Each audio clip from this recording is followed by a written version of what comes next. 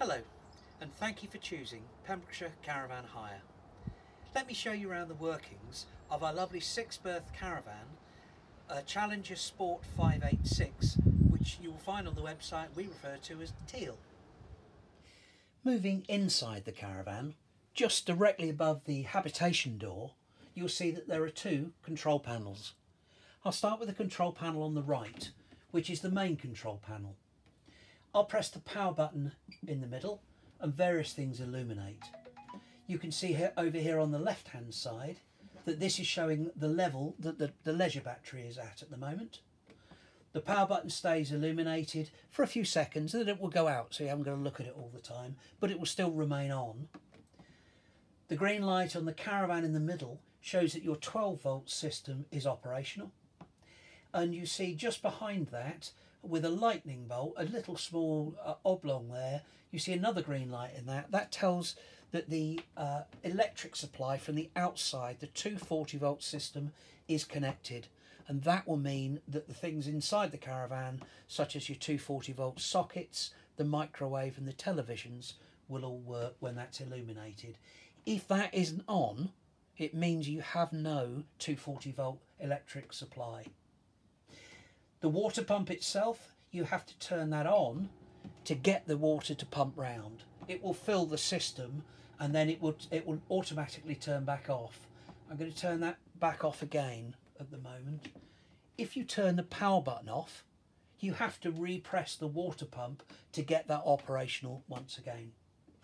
If you ever want to double check what the leisure battery is doing, you can press view levels and you can see that level come up automatically. If I turn, that's turned everything back off again now, so that everything's off within the caravan. Moving on to the second panel, which is to the left of the main control panel, is a square Truma panel. If I press the button in the middle, it will illuminate various different symbols. The one flashing at the moment on the top left is a picture of a caravan, and is actually your heating system.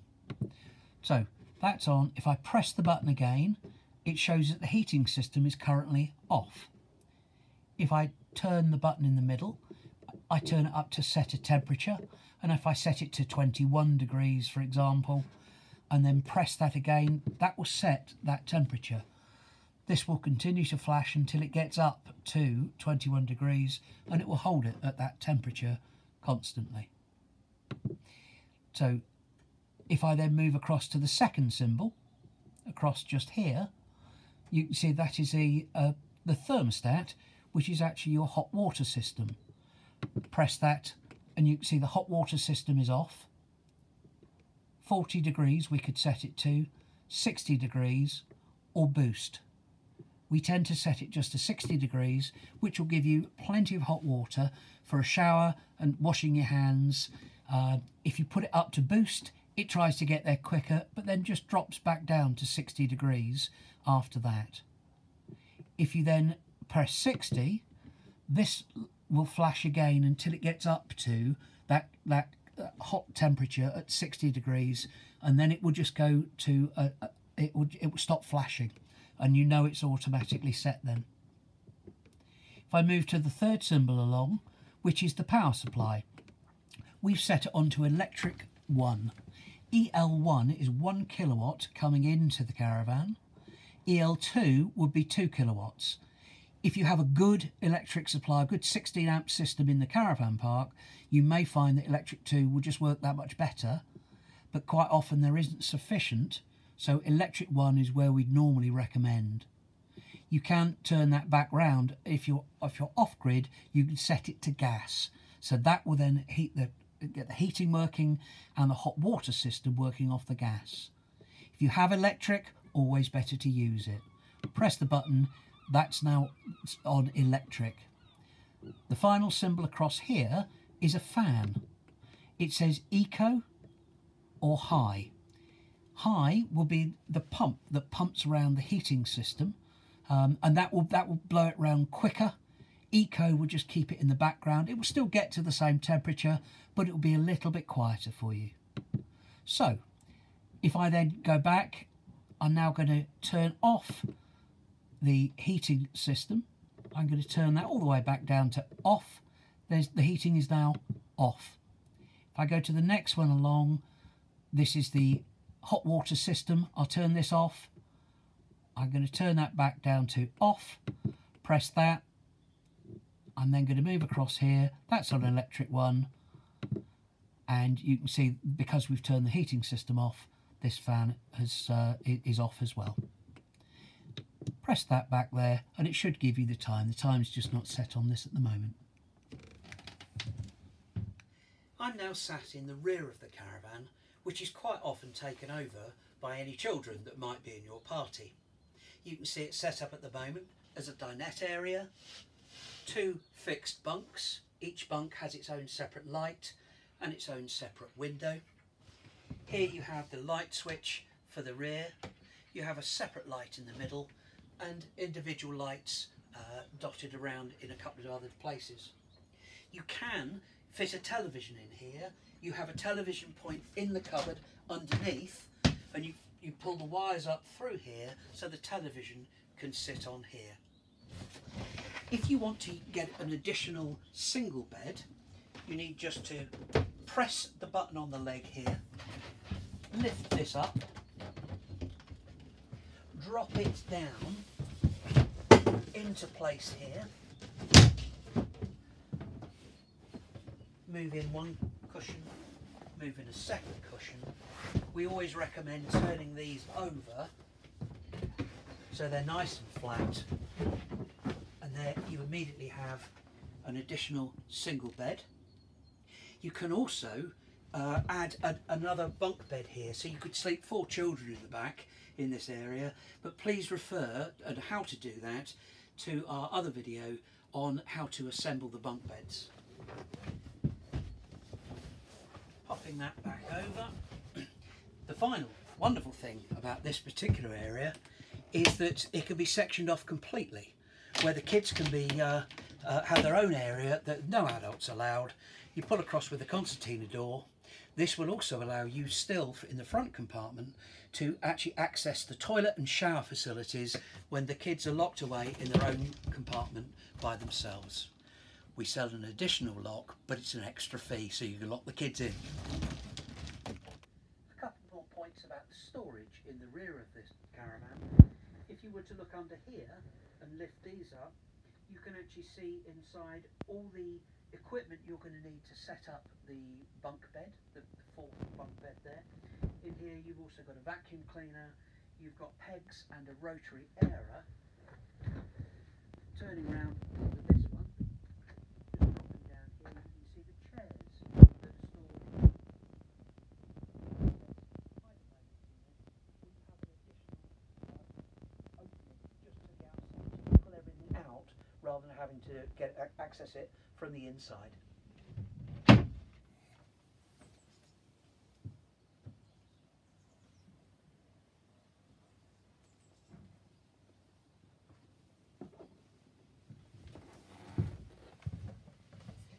Moving into the bathroom of TEAL, it's a very generous size.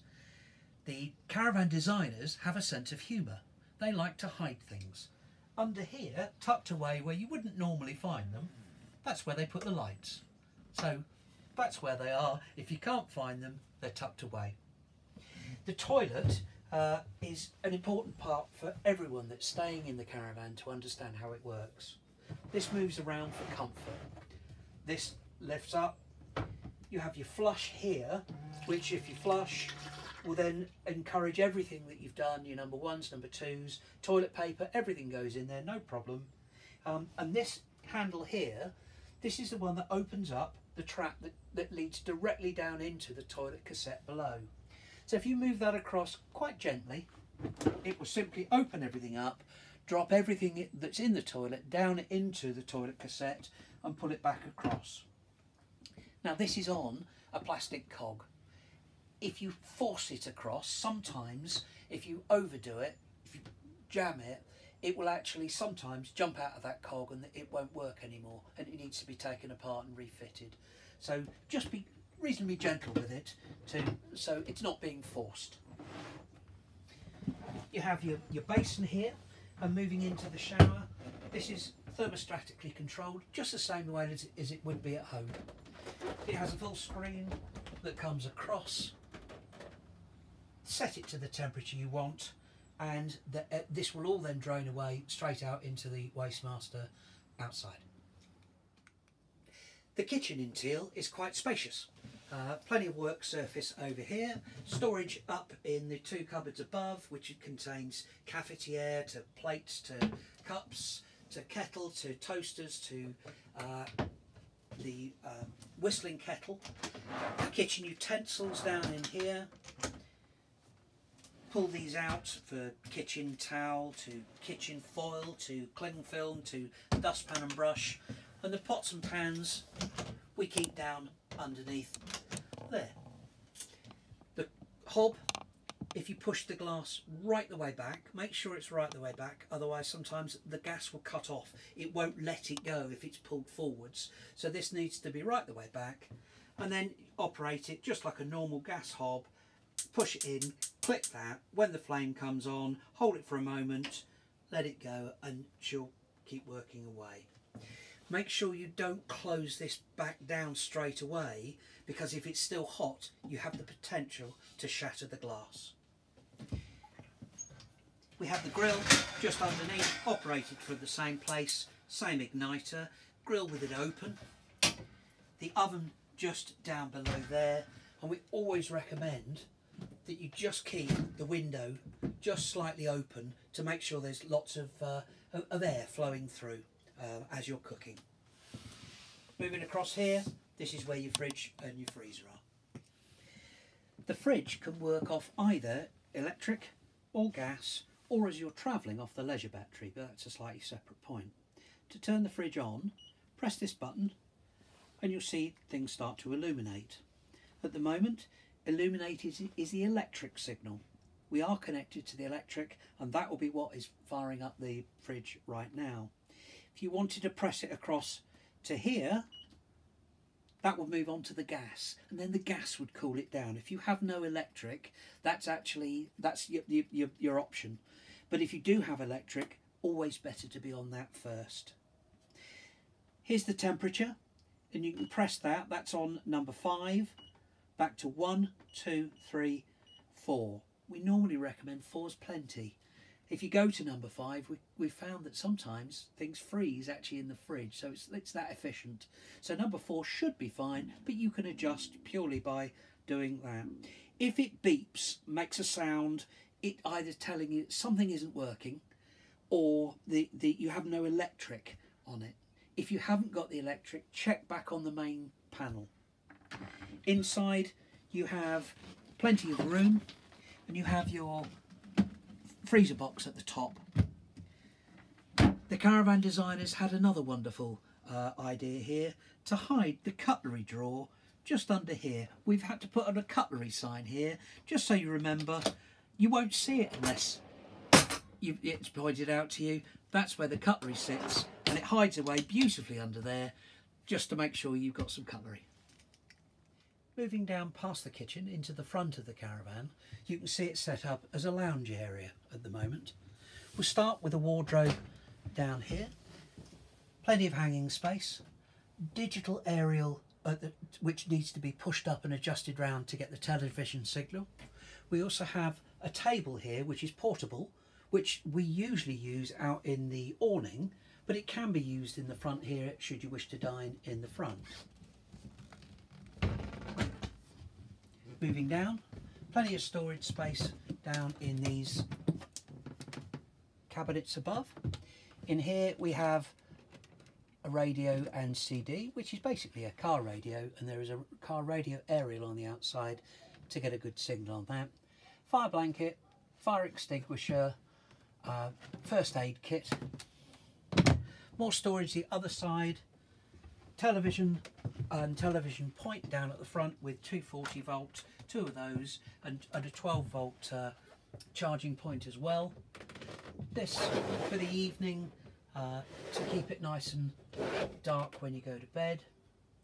In the front here, to create this, you into either an extra table space, or to now create it into a double bed, I need to take this out.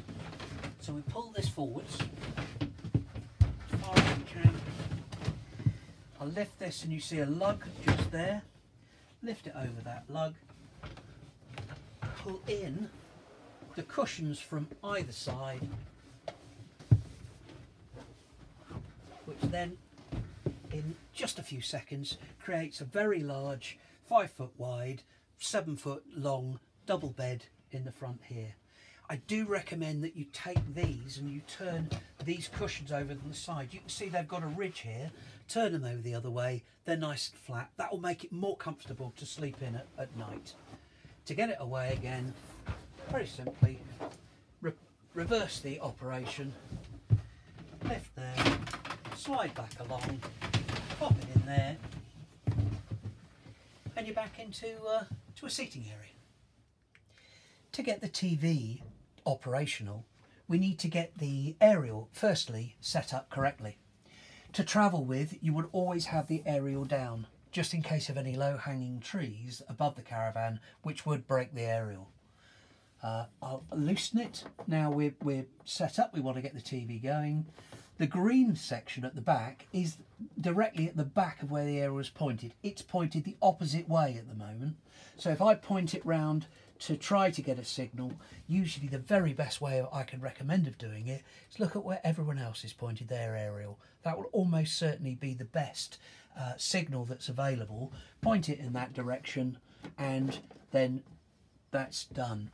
Don't forget that when you come back and you're bringing it back, you need to make sure the aerial is down, once again, down there, facing forwards, so it's actually pointed straight towards the front of the caravan. So we've now got that set. For travelling, of course, the TV must have been down in a secure position underneath there. You'll find you can't leave it up here. It will fall over and almost certainly will break unless you've got it down in that position. So you take that out, put it down at the front, and you've got your 240 volt plug goes straight in there, your TV socket goes straight in there, and your remote control, turn it on, go to menu, go across to auto scan and auto scan it. It's a digital signal. It depends where you are, but quite often we find 120, 150 channels that you'll be able to get. But it's just the same way that you would set your TV back up at home. On the side of the television, you see it's got its own built-in DVD as well. And finally, when you're bringing the caravan back, whenever you tow it, make sure you, once again, you take that down, you secure it, push it underneath the cushion there, which will hold it nice and secure for travelling.